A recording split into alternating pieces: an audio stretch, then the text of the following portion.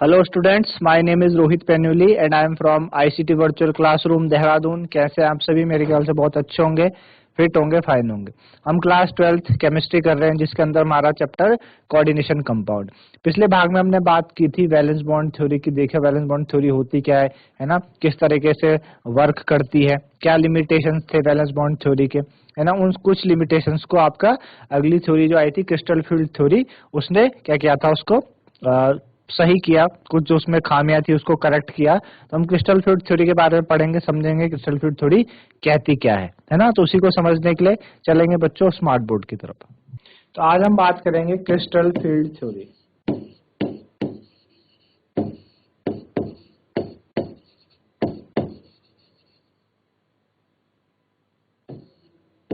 ठीक है, crystal field theory की बात करेंगे। क्रिस्टल फील्ड थ्योरी कहती क्या है?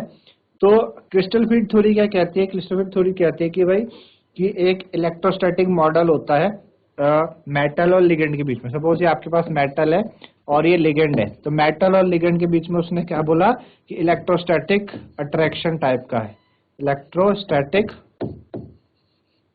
इंटरैक्शन है। ठीक है, क्रिस्टल फील्ड थ्योरी ने कहा कि मेटल और लिगेंड के बीच में क्या है, एक इलेक्ट्रोस्टैटिक इंटरैक्शन होता है और ये प्योरली आयनिक बॉन्ड की जैसे होता है। और आयनिक बॉन्ड कब बनते हैं? जब इलेक्ट्रोस्टैटिक इंटरैक्शन हो मेटल आयन और लिगेंड के बीच में। तो लिगेंड को हम क्रिस्टल फील्ड थ्योरी ने कहा कि भाई लिगेंड यहाँ पे कैसा है, एक पॉइंट चार्ज के जैसा है। लिगेंड कैसा है? पॉइंट चार्ज जैसा। क्रिस्टल फील्ड थ्योरी का कहने का मेन बात ये थी कि जो आपके पास लिगेंड है वो एक पॉइंट चार्ज जैसा है। और इन केस ऑफ एनायन, और एनायन के केस में तो पॉइंट चार्ज की जैसा काम करेगा, और आपका क्या होगा, पॉइंट डाइपोल की तरह काम करेगा in case of neutral molecule. ठीक है ना, पॉइंट चार्ज की तरह कब काम करेगा? जब लिगेंड कैसा हो, एनायन हो, और जब लिगेंड आपका न्यूट्रल हो, है ना, तो पॉइंट डाइपोल की तरह बिहेव करता है, पॉइंट डाइपोल। एनायन तो आपको पता है, एनायन क्या होते हैं? जिसपे नेगेटिव चार्ज होता है उसको एनायन बोलते हैं। डाइपोल क्या होता है? डाइपोल वो जिसके पास क्या हो, डाइपोल कैसा? जिसके पास प्लस और नेगेटिव दोनों पोल बन जाते हैं, डाइपोल हो जाते, दो पोल हो जाते हैं, उसको बोलते हैं डाइपोल, पॉजिटिव और नेगेटिव, है ना। तो लिगेंड को ऐसा पॉइंट चार्ज हम ट्रीट करते हैं इन केस ऑफ एनायन, और point charge, point dipole in case of neutral molecule, है ना। तो आप सभी को पता है कि जो डी ऑर्बिटल्स हैं, जो आपके पास डी ऑर्बिटल है, डी के कितने ऑर्बिटल होते हैं? 5 ऑर्बिटल होते हैं, 1 2 3 4 5, है ना। सभी को पता है कि डी के क्या है, 5 ऑर्बिटल्स होते हैं डी के। और क्या क्या नाम होते हैं उनके? एक डी एक्स वाई, ठीक है, d y z, d x z, d x square minus y square, और डी जेड स्क्वायर। ये 5 ऑर्बिटल है जिनके नाम इस तरीके से हैं। ठीक है ना, 5 ऑर्बिटल। तो होता क्या है कि इन ऑर्बिटल्स की क्या होती है, सेम एनर्जीज होती है। इन सारे ऑर्बिटल्स की क्या होती है, सेम एनर्जी होती है। तो सेम एनर्जी वाले ऑर्बिटल्स को हम कहते हैं D generate orbital, D generate. ठीक है, सेम ऑर्बिटल, सेम एनर्जी वाले ऑर्बिटल्स को हम क्या कहते हैं? डी जनरेट ऑर्बिटल कहते हैं, कि उनका नाम क्या है, डी जनरेट ऑर्बिटल्स है। ठीक है ना, डी जनरेट। अब ये जो डी जनरेसी है ये ज्यादा देर टिकेगी नहीं, ये ज्यादा देर रुकती नहीं है। तो ये डी जनरेसी क्या तब तक रहती है मेंटेन, जब तक क्या हो, आपके पास सिमेट्रिकल फील्ड हो, नेगेटिव चार्ज का सिमेट्रिकल फील्ड हो मेटल आयन के बीच में। सपोज ये मेटल आयन है आपके पास, ये मेटल आयन है और इसके अराउंड क्या हो, सिमेट्रिकल फील्ड हो नेगेटिव चार्जेस का। नेगेटिव चार्जेस का अगर सिमेट्रिकल फील्ड है तो ये डी जनरेसी मेंटेन करके रखेगा, मतलब पांचों डी ऑर्बिटल्स की एनर्जी सेम रहेगी। लेकिन यहाँ पे ऐसा होता नहीं है ना, ऐसा नहीं होता। क्यों नहीं होता? कि भाई जो नेगेटिव फील्ड है लिगेंड का, चाहे वो एनायन हो या आपके पास मॉलिक्यूल हो, होता क्या है उसमें असिमेट्री आ जाती है ना, असिमेट्री आ जाती है। असिमेट्री से क्या होने लगता है, जो डी जनरेसी है डी ऑर्बिटल की वो डिस्टर्ब हो जाती है। कुछ ऑर्बिटल्स की एनर्जी ज्यादा हो जाएगी, कुछ की कम हो जाएगी, मतलब अभी सेम एनर्जी नहीं रहती। सेम एनर्जी का मतलब डी जनरेसी है। जब सेम एनर्जी नहीं रहे तो उसका मतलब डी जनरेसी उनकी खत्म हो गई। इतना सारा चीज हो जाती है। अब ये जो स्प्लिटिंग हुआ, डीजेनरेसी का जो स्प्लिटिंग होता है वो किस कारण होता है? डीजेनरेसी का स्प्लिटिंग एक्चुअली आपका मेटल और लिगेंड के बीच में रिपल्शन के कारण होता है। भाई मेटल कैसा है?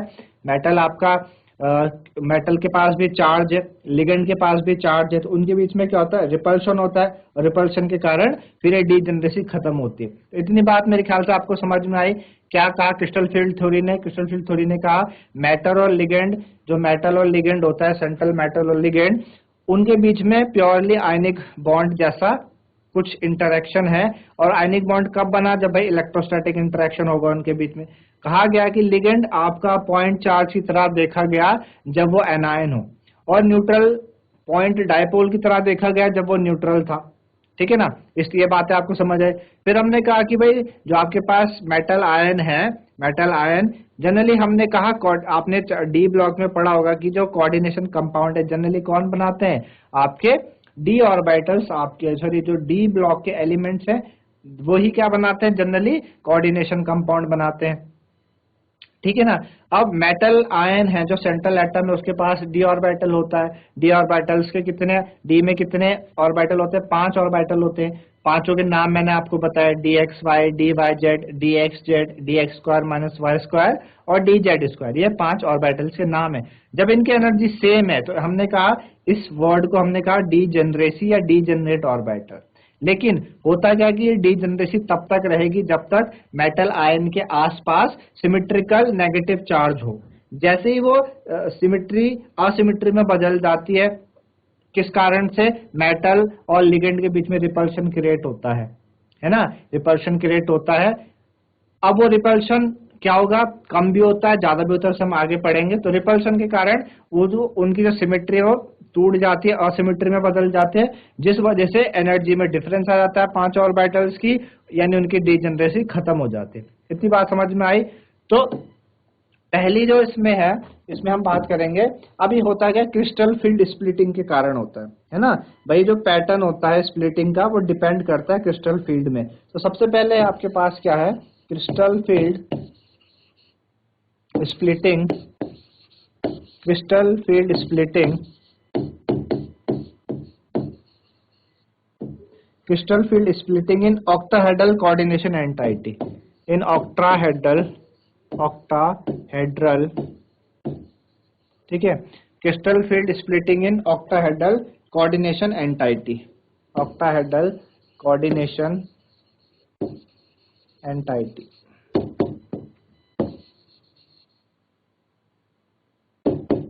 ठीक है? इसमें हम बात करेंगे ऑक्टाहेड्रल के केस में, हम बात करेंगे किस तरीके से होता है। आपको पता है कि ऑक्टाहेड्रल का मतलब कितना कोऑर्डिनेशन नंबर होना चाहिए? 6। ठीक है ना? 6 कोऑर्डिनेशन नंबर होना चाहिए ऑक्टाहेड्रल के केस में। ये आपके पास मेटल आयन है, ठीक है ना? और ये हमारे पास लिगेंड है, 1 2 3 4 5 6, है ना? कोऑर्डिनेशन नंबर जब 6 होता है मतलब 6 लिगेंड आपके मेटल आयन से सराउंडेड है। मेटल आयन 6 लिगेंड से सराउंडेड है, ये इसका कोऑर्डिनेशन नंबर हो गया। ठीक है ना? चलिए,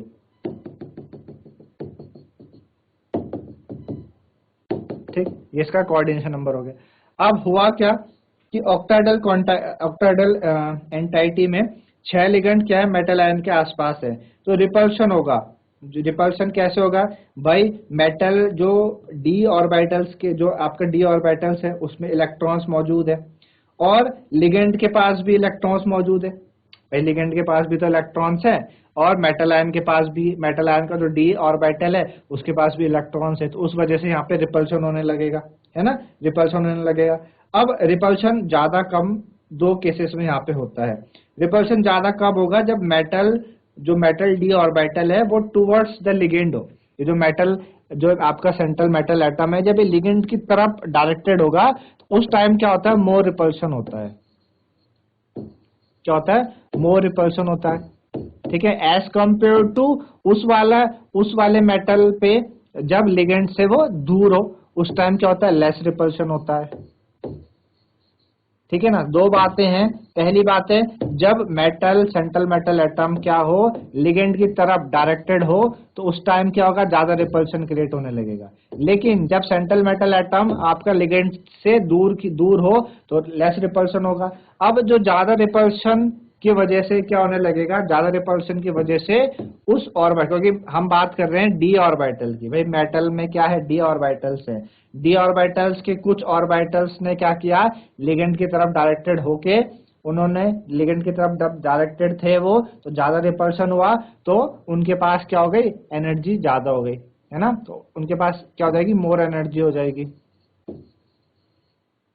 ठीक है। लेकिन जिन ऑर्बिटल्स में लेस रिपल्शन हुआ, उनमें एनर्जी कम हो जाती है, लेस एनर्जी हो जाती है ना। तो आप देख पा रहे हो उन पांचों ऑर्बिटल्स की एनर्जी में अभी क्या आ गया, डिफरेंस आ गया, किसी की ज्यादा हो गई, किसी की कम हो गई। इसी को हमने कहा कि भाई डीजनरेसी यहाँ पे खत्म हो गई, है ना, डीजनरेसी यहाँ पे खत्म हो गई। होता क्या है कि आपके पास इस तरीके से 5 ऑर्बिटल्स हैं, ये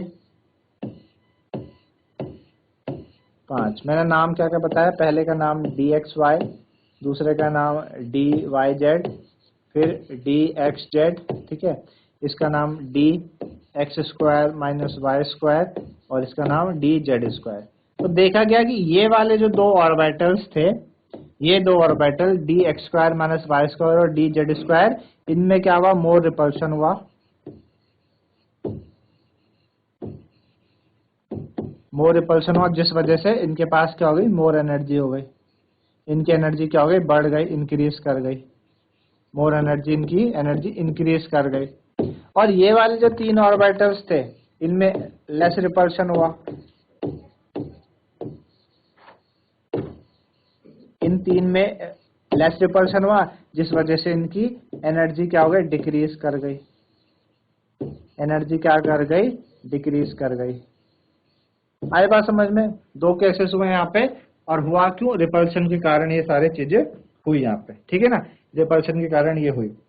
चलिए इतना हो गया। अब होता है क्या है कि भाई जो डीजनरेसी होती है डी ऑर्बिटल्स की, है ना, वो लिगेंड, और जो लिगेंड के इलेक्ट्रॉन्स है और मेटल इलेक्ट्रॉन्स है, उनके रिपल्शन के कारण होती है ऑक्टाहेड्रल कॉम्प्लेक्स में, ठीक है ना। तो 3 ऑर्बिटल्स थे, उनकी एनर्जी कम होगी, आप देख पा रहे हैं, और 2 ऑर्बिटल थे, उनकी एनर्जी ज्यादा हो गई। तो जो 2 ऑर्बिटल्स थे जिनकी एनर्जी ज्यादा हुई, उनको हमने क्या नाम दिया, उनको हमने नाम दिया Eg। क्या नाम दिया, Eg। और जो 3 ऑर्बिटल्स थे जिनकी एनर्जी कम हो गई, उनको हमने नाम दिया T2g, ठीक है ना। 2 ऑर्बिटल जिनकी एनर्जी में इंक्रीज हुआ, उनको हमने नाम क्या दिया, Eg दिया, और 3 ऑर्बिटल जिनकी एनर्जी कम हो गई, उसको हमने T2g नाम दिया, है ना। तो जो स्प्लिटिंग होती है डीजनरेट लेवल की, due to the presence of ligand in a definite geometry, is known as crystal field splitting, ठीक है ना। तो एक्चुअल में क्रिस्टल फील्ड स्प्लिटिंग है क्या, crystal field splitting,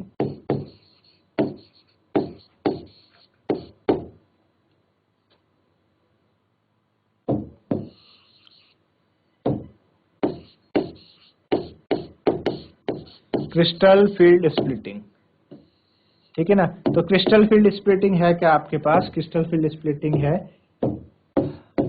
the splitting of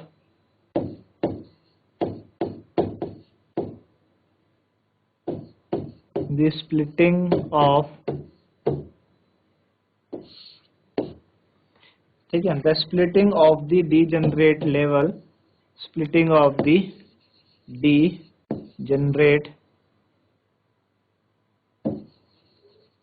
degenerate level, splitting of the degenerate level, ठीक है, due to the presence of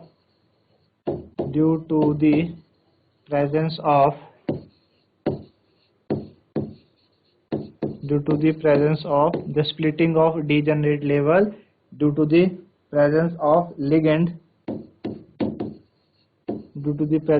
ligand, ठीक है ना, in a definite geometry, in a definite geometry, ठीक है, is called crystal field splitting, ठीक है ना। तो क्रिस्टल फील्ड स्प्लिटिंग हम किसे कहते हैं, क्रिस्टल फील्ड स्प्लिटिंग हम कहते हैं the splitting of degenerate level due to the presence of ligand in a definite geometry is known as crystal field splitting, है ना। और जो एनर्जी सेपरेशन है उसको हम डिनोट करते हैं डेल्टा नॉट से, डेल ओ से। ओ का मतलब यहाँ पे क्या है, ओ मीन्स ऑक्टाहेड्रल, ऑक्टाहेड्रल, ठीक है ना। तो डेल नॉट से, ये क्या है, डेल नॉट है क्या, डेल नॉट क्या, एनर्जी सेपरेशन, एनर्जी सेपरेशन, समझ रहे हो आप। एनर्जी सेपरेशन मतलब कि 2 ऑर्बिटल्स की एनर्जी ज्यादा है, 3 ऑर्बिटल्स की एनर्जी कम है, एनर्जी में डिफरेंस है। तो हम एनर्जी सेपरेशन के लिए क्या वर्ड हमने यूज करा, डेल नॉट। और यहाँ पे नॉट डेल ओ है, वो ओ का मीन्स ऑक्टाहेड्रल, इसलिए डायरेक्ट टी होगा तो टी का मतलब टेट्राहेड्रल हो जाएगा, है ना। चलिए, तो इस तरीके से अब होगा कैसे, किस तरीके से हुआ इसमें कि ये आपके पास 5 ऑर्बिटल्स थे, इस तरीके से हमारे पास 5 ऑर्बिटल है, ठीक है। 1 2 3 4 5, 1 2 3 4 और 5, ठीक है। ये इधर क्या हो रहा, ऊपर जाते हुए इनकी एनर्जी इंक्रीज कर रही है, ठीक है। ये एनर्जी इंक्रीज कर रही है इनकी, ठीक है ना। ये क्या है, इनकी एवरेज एनर्जी है,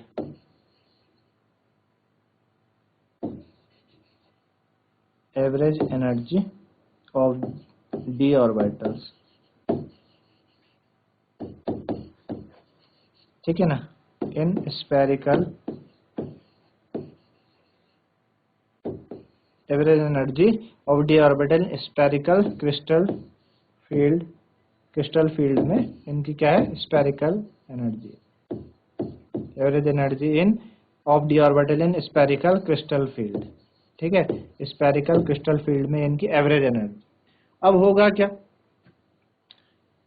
लिगेंड आया, है ना, लिगेंड के कंपेयर में हुआ क्या, स्प्लिटिंग स्टार्ट हुई, ठीक है ना। स्प्लिटिंग स्टार्ट हुई तो स्प्लिटिंग से क्या होगा कि कुछ ऑर्बिटल्स चले गए ऊपर हायर एनर्जी में, 2 ऑर्बिटल्स गए हायर एनर्जी में, और आपके कुछ चले गए आपके किसमें, लोअर एनर्जी में, 3 ऑर्बिटल लोअर एनर्जी में गए, है ना।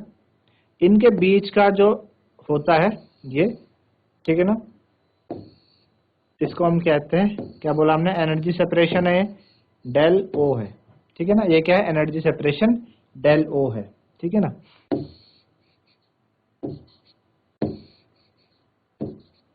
इस वाले पॉइंट को क्या बोलते हैं, जो एनर्जी सेपरेशन वाला पॉइंट है, इसको हम कहते हैं बैरी सेंटर, BA, ठीक है ना, इसको कहते हैं बैरी सेंटर, ठीक है ना। ऊपर वाले का नाम क्या था, ऊपर वाले का नाम था EG था, और नीचे वालों का नाम क्या था, T2G था। आपने देखा नीचे वाले कौन कौन से ऑर्बिटल्स है हमारे पास, DXY है, DYZ है और DXZ है। ये 3 ऑर्बिटल लोअर एनर्जी के, जिनका नाम T2G, और 2 ऑर्बिटल DX² माइनस Y² और DZ², 2 ऑर्बिटल हायर एनर्जी के, जिसका नाम क्या है, EG है, ठीक है ना, EG है। ये एनर्जी सेपरेशन आपने पढ़ा, डेल नॉट। ऊपर वालों की एनर्जी क्या हो जाएगी बच्चों 3/5 डेल ओ, और नीचे वालों की क्या हो जाएगी 2/5 डेल ओ। ये जो एनर्जी सेपरेशन है ना, ऊपर वाला 3/5 डेल ओ और नीचे 2/5 डेल ओ, ठीक है ना। तो ये क्या है, स्प्लिटिंग हुई डी ऑर्बिटल की इन tetrahedral geometry,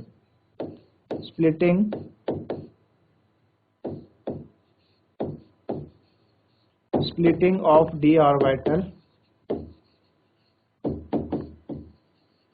splitting of d orbital in octahedral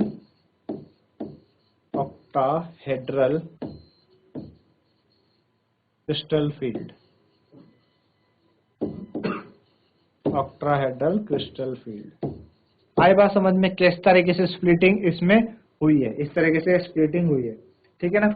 इतनी बात आपको समझ में आई होगी किस तरीके से हुई, ठीक है ना। तो हमने कहा कि एनर्जी सेपरेशन क्या है, डेल ओ है। तो एनर्जी ऑफ 2 जो EG ऑर्बिटल्स है उनकी कितनी हो गई 3/5 डेल ओ, और जो 3 T2G है उनकी हो गई 2/5 डेल ओ। अब जो क्रिस्टल फील्ड स्प्लिटिंग है डेल ओ, वो डिपेंड करती है upon the field produce by ligand and charge on the metal, है ना। ये भाई डेल ओ है, वो किस पे डिपेंड करती है? डेल ओ किस पे डिपेंड करेगी? जो फील्ड कौन प्रोड्यूस कर रहा है? Ligand. Field produced by ligand, field produced by ligand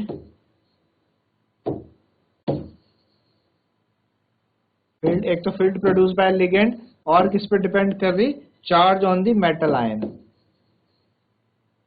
charge on metal ion, ठीक है ना। एक तो जो लिगेंड फील्ड प्रोड्यूस कर रहा और एक जो मेटल आयन पे चार्ज है, उन दो पे डिपेंड कर रही है, ठीक है ना। इन दो पे क्या कर रही है? डेल ओ डिपेंड करती है, ठीक है ना। और किस पे डिपेंड करेगी? डेल ओ। इन दोनों पे डिपेंड करने के बाद हमने देखा कि कुछ लिगेंड आपके स्ट्रॉन्ग फील्ड प्रोड्यूस करने के केपेबल होते हैं और कुछ लिगेंड आपके वीक फील्ड प्रोड्यूस करने के कैपेबल होते हैं। आई बात समझ में?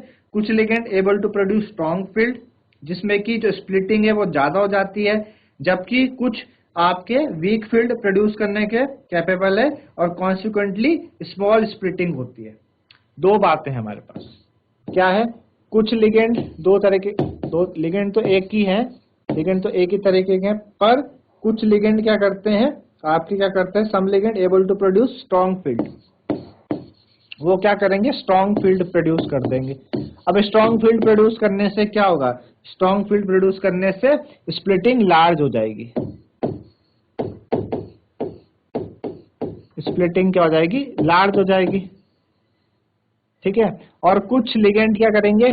वीक फील्ड प्रोड्यूस करेंगे। कुछ लिगेंड वीक फील्ड होते हैं जिस वजह से जो स्प्लिटिंग होगी वो क्या हो जाएगी? स्मॉल हो जाएगी। तो इसी वजह से आपने देखा कि जब स्प्लिटिंग कम हुई तो तीन जो ऑर्बिटल्स थे वो नीचे को चले गए, और जब स्प्लिटिंग ज्यादा हुई तो दो ऑर्बिटल्स क्या चले गए? ऊपर को चले गए, है ना, ऊपर को चले गए। तो इन जनरल जो लिगेंड होते हैं उनको हमने अरेंज करा in order of increasing field strength, जिसको हमने कहा स्पेक्ट्रोकेमिकल सीरीज। ऐसी सीरीज को हमने कहा भाई स्पेक्ट्रोकेमिकल सीरीज। और स्पेक्ट्रोकेमिकल सीरीज हमें बताती है कि कौन सा लिगेंड स्ट्रॉन्ग फील्ड होगा, कौन सा वीक फील्ड होगा। जो स्ट्रॉन्ग फील्ड होगा वो ज्यादा एनर्जी क्रिएट करेगा, मतलब स्प्लिटिंग ज्यादा करेगा, हायर एनर्जी में जाएगा। और जो आपका वीक फील्ड होगा वो स्प्लिटिंग कम करेगा। तो इसके लिए हमने क्या दी? एक स्पेक्ट्रोकेमिकल सीरीज दी जिसमें कि हमने लिगेंड को अरेंज करा in order of increasing field strength, ठीक है ना। क्या करा? In order of increasing field strength, ठीक है ना। Ligand in order of increasing field strength,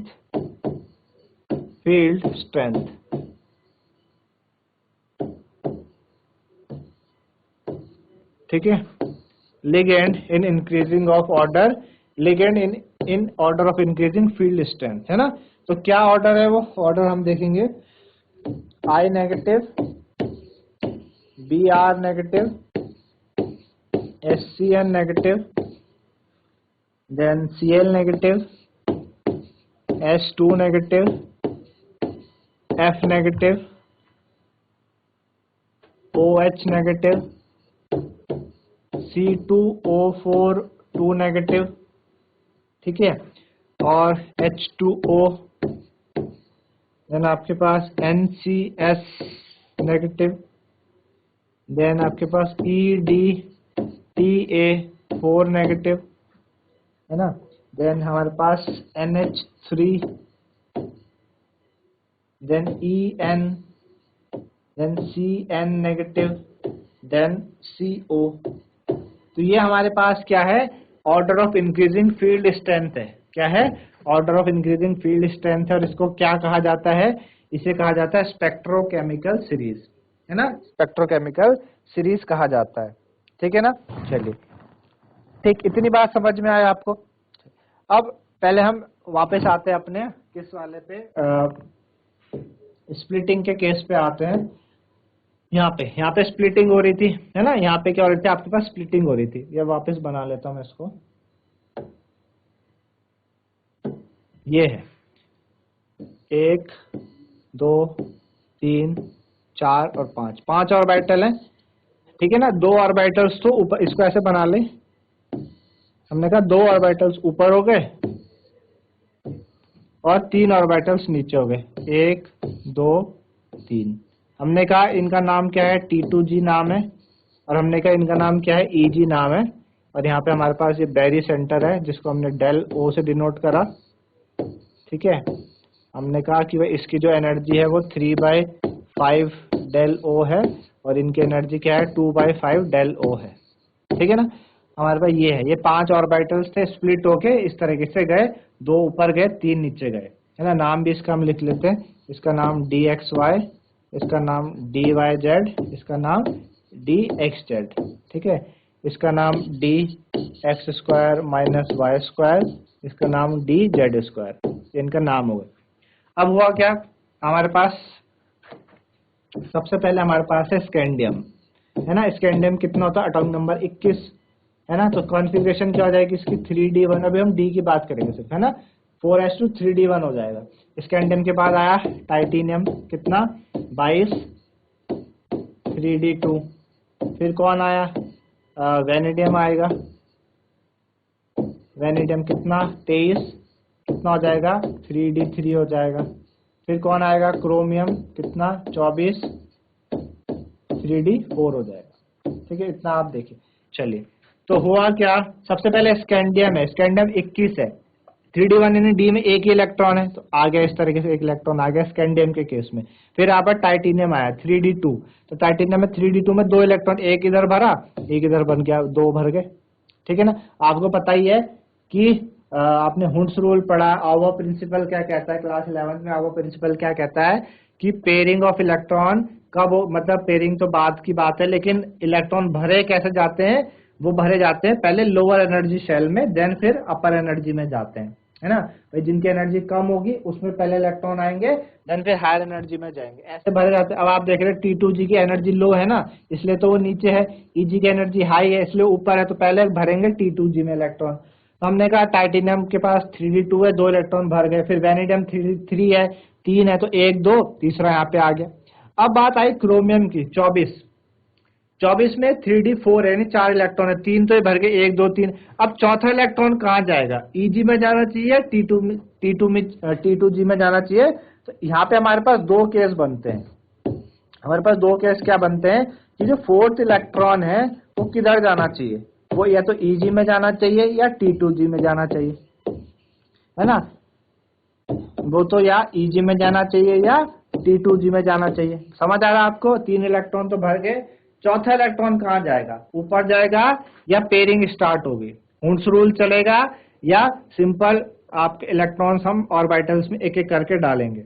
Hund's rule क्या कहता है, हुंड्स रूल तो ये कहता है कि पेयरिंग आप तब तक नहीं कर सकते जब तक सारे orbitals are not singly occupied, है ना। जब तक सारे ऑर्बिटल्स को एक एक इलेक्ट्रॉन ना मिल जाए तब तक आप पेयरिंग स्टार्ट नहीं करेंगे। जब सबको एक एक इलेक्ट्रॉन मिल जाए, जैसे 5 ऑर्बिटल है, पांचों में 5 इलेक्ट्रॉन आ गए, देन छठा इलेक्ट्रॉन आता है पेयरिंग के लिए।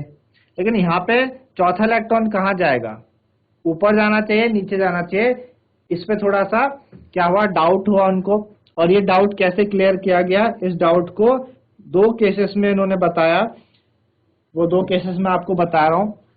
पहला क्या है कि अगर जो डेल नॉट है उसकी एनर्जी कम हो P से, यहाँ पे P stand for pairing energy, क्या है, पेयरिंग एनर्जी। P का मतलब हो गया पेयरिंग एनर्जी, भाई इलेक्ट्रॉन्स पेयर करना, पेयरिंग एनर्जी का मतलब इलेक्ट्रॉन्स पेयर करने के लिए जो एनर्जी चाहिए उसे हम पेयरिंग एनर्जी बोलते हैं, ठीक है ना, पेयरिंग एनर्जी उसको बोलते हैं। P represent energy required for electron pairing in single orbital.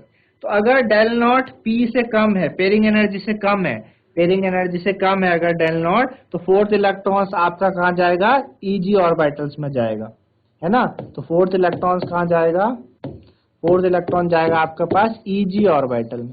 EG orbital में जाएगा तो कॉन्फ़िगरेशन क्या बनेगी, कॉन्फ़िगरेशन आपके पास बन जाएगी T2G में 3 आ गए, अब EG में 1 आ गया, तो ये कॉन्फ़िगरेशन बन जाएगी किसके लिए, जब डेल नॉट पेयरिंग एनर्जी से कम होगा तो चौथा इलेक्ट्रॉन Eg लेवल में जाएगा। और ऐसा कब होगा, ऐसा तब होगा जब वीक फील्ड लिगेंड, ऐसा बताएगा क्या वीक, ये वाला जो केस है कब बनेगा, वीक फील्ड लिगेंड के केस में। वीक फील्ड लिगेंड, जब वीक फील्ड लिगेंड होगा तो ऐसा पॉसिबल होगा, ठीक है ना। वीक फील्ड लिगेंड के केस में ऐसा होता है, ligand for which del not जब छोटा हो पी से, उसको हम वीक फील्ड लिगेंड बोलते हैं, है ना। वीक फील्ड लिगेंड हम किसे कहते हैं, जिसका डेल नॉट क्या हो, पेयरिंग एनर्जी से छोटा हो, उसको हम वीक फील्ड लिगेंड बोलते हैं। और वो क्या बनाता है, ऐसा लिगेंड क्या बनाता है आपका, हाई स्पिन कॉम्प्लेक्स बनाता है। क्या बनाता है, हाई स्पिन कॉम्प्लेक्स। आई बात समझ में आपको, क्या हुई वापस से मैं बता रहा हूं। डेल नॉट जब पेयरिंग एनर्जी से छोटा होगा, चौथा इलेक्ट्रॉन आपका Eg ऑर्बिटल में जाएगा। कॉन्फ़िगरेशन क्या दी उसने, T2g में 3 है, Eg में 1 आ गया। ऐसे लिगेंड जिनका डेल नॉट P से छोटा होता है, या बोले पेयरिंग एनर्जी ज्यादा है डेल नॉट से, दोनों तरीके से आप बोल सकते हो कि पेयरिंग एनर्जी जब डेल नॉट से ज्यादा है तो ऐसा ऑर्बिटल, ऐसे लिगेंड को हम वीक फील्ड लिगेंड बोलते हैं, और वो हाई स्पिन कॉम्प्लेक्स बनाता है। पहला केस आपके पास ये हो गया, ठीक है। दूसरा केस देखिए, दूसरा केस क्या बनेगा, जब डेल नॉट आपका बड़ा हो पी से, यानी डेल नॉट पेयरिंग एनर्जी से क्या हो जाए, बड़ा हो जाए, तो इस समय it become more energetical favourable for the fourth electron to occupy T2g orbital. तो यहाँ पे फोर्थ इलेक्ट्रॉन कहाँ जाएगा, फोर्थ इलेक्ट्रॉन आपका T2g में जाएगा, ऊपर नहीं जाएगा, Eg में नहीं जाएगा, पहले भरना स्टार्ट हो जाएगा, इधर भरना, इधर पहले पेयर करना स्टार्ट हो जाएगा, ठीक है ना। तो लिगेंड जो इस तरीके के इफेक्ट को देते हैं उसे हम क्या कहते हैं, स्ट्रॉन्ग फील्ड लिगेंड बोलते हैं। स्ट्रॉन्ग फील्ड लिगेंड, ऐसे लिगेंड को क्या कहते हैं जो इस तरीके से काम करता है, जिसका डेल नॉट पी से छोटा है, स्ट्रॉन्ग फील्ड लिगेंड, उसको हम बोलते हैं स्ट्रॉन्ग फील्ड लिगेंड। और स्ट्रॉन्ग फील्ड लिगेंड क्या करेगा, आपका लो स्पिन कॉम्प्लेक्स बनाएगा। क्या बनाएगा, लो स्पिन कॉम्प्लेक्स, ठीक है। कॉन्फ़िगरेशन क्या हो जाएगी इसकी, T2g4 Eg0, Eg में कोई नहीं है, और T2g में 4 आ गए, ठीक है ना। T2g में कितने आ गए बच्चों, 4 आ गए। तो इस तरीके से ये होता है, इस तरीके से वर्क करता है ना। तो कैलकुलेशन हमें शो करती है कि भाई क्रोमियम से लेके कोबाल्ट तक, क्रोमियम का 24 है, फिर मैग्नीज 25, आयरन 26 और कोबाल्ट 27, निकेल 28, कॉपर 29 और जिंक 30। तो क्रोमियम यानी 24 से लेके कोबाल्ट 27 तक, जिसकी कॉन्फ़िगरेशन कोबाल्ट की D4 होगी, सॉरी क्रोमियम की D4 होगी, कोबाल्ट की क्या होगी, D7 होगी। कैलकुलेशन ये बताती है कि इन कोऑर्डिनेशन एंटाइटीज ज्यादा स्टेबल होते हैं स्ट्रॉन्ग फील्ड में as compare to weak field cases में, है ना। ये जो आपको बताया मैंने, क्रोमियम से लेके कोबाल्ट तक, ये जो आपके कोऑर्डिनेशन एंटाइटीज हैं, ये ज्यादा स्टेबल स्ट्रॉन्ग फील्ड में होते हैं, यानी ये लो स्पिन कॉम्प्लेक्स बनाएंगे ज्यादातर, है ना। लो स्पिन कॉम्प्लेक्स बनाएंगे as compare to weak field ligand के केस में वो स्ट्रॉन्ग फील्ड लिगेंड को ज्यादा प्रेफर करते हैं। यानी जो चौथा इलेक्ट्रॉन है वो कहाँ जाना चाहिए, चौथा इलेक्ट्रॉन आपका T2g लेवल में जाना चाहिए। इतनी बात आपको क्लियर हुई किस तरीके से था, है ना। तो ये ऑक्टाडाल का केस था। टेट्राडाल की केस में इसका क्या हो जाता है, रिवर्स हो जाता है। रिवर्स कैसे हो जाता है कि ऊपर जो स्प्लिटिंग उसी तरीके से होगी, है ना। ये तो आपको समझ आया। ऑक्ट्रा, ये किसका केस था, ये था बच्चों ऑक्टाडाल का केस था, ठीक है ना। अब टेट्राडाल में केस में क्या होगा, क्रिस्टल फील्ड स्प्लिटिंग इन टेट्राहेड्रल, ठीक है। टेट्राहेड्रल के केस में क्या होगा कि 5 इलेक्ट्रॉन्स थे आपके पास, 1 2 3 4 5, इनकी जो स्प्लिटिंग होगी तो अब ऊपर 3 जाएंगे और नीचे 2 जाएंगे। तो ऊपर 3 वालों को हमने क्या कहा, T2g कहा, और नीचे वालों को हमने Eg बोला। भाई 2 को तो हमने Eg बोलना, 3 को T2g बोलना। लेकिन अभी जो 3 थे, कौन कौन से 3 थे आपके पास, dxy, dyz और dxz, इनकी एनर्जी भी बढ़ गई तो ऊपर चले गए, और इधर dx² - y² और dz² की एनर्जी घट गई तो नीचे आ गए, है ना, ये घट गया, वो इसका बैरी सेंटर होगा, उसको हम बोलेंगे डेल टी। वहां पे डेल ओ बोल रहे थे, ओ मीन्स ऑक्ट्राहेड्रल, यहाँ पे डेल टी बोलेंगे, टी मतलब टेट्राहेड्रल, है ना। इसकी एनर्जी कितनी हो जाएगी, अभी हो जाएगी इसकी 2/2.5 डेल टी, इनकी एनर्जी क्या हो जाएगी 3/5 डेल टी, ठीक है ना, 3/5 डेल टी। बाकी सेम वैसा ही रहेगा इन सब में, बस ये जो आपके पास है ये चेंज हो जाएगा, और जो सबस्क्रिप्ट है सॉरी, ये जो सबस्क्रिप्ट है आपका वो भी हट जाता है इसमें, इसमें सिर्फ ई आता है ना, और ऊपर वाले में सिर्फ T2 आता है, जी सबस्क्रिप्ट हट जाता है आपके पास, है ना। जो जी सबस्क्रिप्ट होता है वो आपका वो यूज होता है ऑक्टाहेड्रल के लिए। जी सबस्क्रिप्ट किसके लिए यूज होता है, ऑक्टाहेड्रल के लिए, स्क्वायर प्लेनर कॉम्प्लेक्स में और स्क्वायर प्लेनर कॉम्प्लेक्स हो जिनके पास सेंटर ऑफ सिमेट्री हो, है ना। तो टेट्राहेड्रल कॉम्प्लेक्स में लैक ऑफ सिमेट्री होती है, इसलिए जी सबस्क्रिप्ट हम यूज नहीं करते उनके एनर्जी लेवल के साथ। आई बात समझ में, वापस रिपीट कर रहा हूं कि जो जी सबस्क्रिप्ट है वो कहाँ यूज होगा, ऑक्टाहेड्रल के लिए और ऐसे स्क्वायर प्लेनर कॉम्प्लेक्स के लिए जिनके पास सेंटर ऑफ सिमेट्री होती है। स्क्वायर प्लेनर में भी सेंटर ऑफ सिमेट्री है और ऑक्टाहेड्रल में भी सेंटर ऑफ सिमेट्री, तो वहां पे जी सबस्क्रिप्ट का हम इस्तेमाल करते हैं। टेट्राहेड्रल में सेंटर ऑफ सिमेट्री नहीं होती, इस वजह से हम वहां पे जी शब्द का इस्तेमाल नहीं करते, तो हम सिर्फ ई लिख रहे हैं और ऊपर क्या लिख रहे हैं T2 लिख रहे हैं। बाकी सारा सेम वैसा ही है क्रिस्टल फील्ड टेट्राहेड्रल में, बस ये बदल गए, 3 ऑर्बिटल्स उनकी एनर्जी बढ़ गए, ऊपर चले गए, 2 की घट गई, वो नीचे आ गए, नाम उनका ई और T2 है, जी उनसे हट गया है। तो इस तरीके से बच्चों आपने क्रिस्टल फील्ड स्प्लिटिंग के बारे में जाना, क्रिस्टल फील्ड थ्योरी के बारे में जाना। मेरे ख्याल से आप लोगों को समझ में आया होगा। तो आज के लिए इतना ही था, धन्यवाद, हैव अ नाइस डे।